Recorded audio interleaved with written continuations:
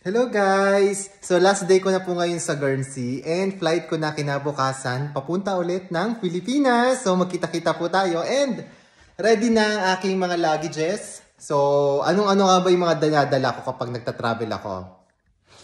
So ito nga guys, so alam niyo na ba yung biyahe ko papunta ng Pilipinas is aabutin siya ng 30 hours kasama na yung mga layover. So ayan, nag-ready na ako ng mga dadalhin ko and ano-ano nga ba yung mga dinadala ko. So parang ano to, parang what's in my bag. Siya parang bag raid, ganon. Pero sarili ko, binagrade ko yung sarili ko. Ayan. So una is, ayan, may dala akong extra shirt at saka shorts para magpapalit ako sa layover ko. So yung layover ko is sa Dubai, naka-Emirates ako.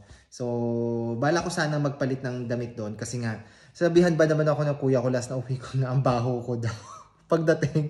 Kasi nga, 30 hours ka ba namang walang ligo or walang palit-palit, di ba nun? So ito, bala ko magpalit para hindi ako masabihan. And then, ayan, pag nagbabiyahe ako, nagdadala ako ng libro. Ito is recommended sa akin ng friend kong si Curb, Before the Coffee Gets Cold. So, hopefully matapos ko siya sa biyahe. Tapos, meron din akong parang Game Boy.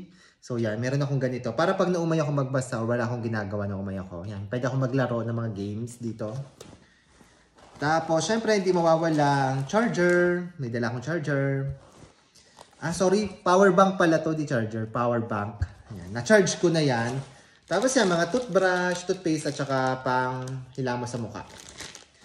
And then, yung iPad ko, dala ko rin yung iPad ko. Ayun lang. Tapos, earphones para music kapag pampatanggal umay. At saka hindi mawawala dapat ballpen. Kapag nagbabiyahe po kayo, dapat lagi kayo may dalang ballpen kasi meron dyan parang bigla ang kailangang fill upan. So ready dapat kayo. So wag niyo pong kakalimutan yan.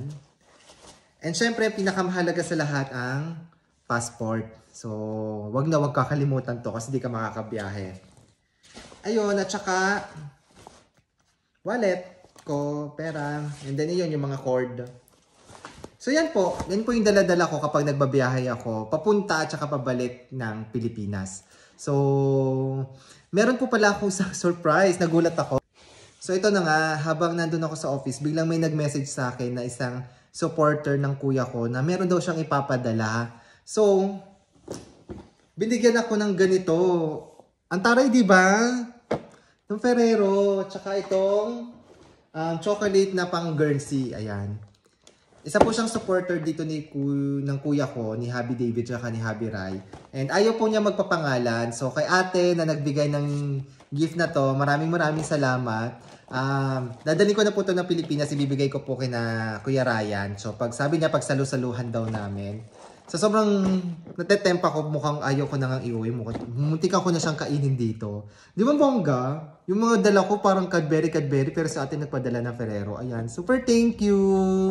So yan po, yan lang yung mga dala-dala ko kapag umuwi ako ng Pilipinas. And ito na po yung last vlog ko dito sa Guernsey. Next vlog ko po, nasa Pilipinas na ako. And sobrang excited na ako. So, kita-kita po tayo sa Pilipinas. Until next vlog!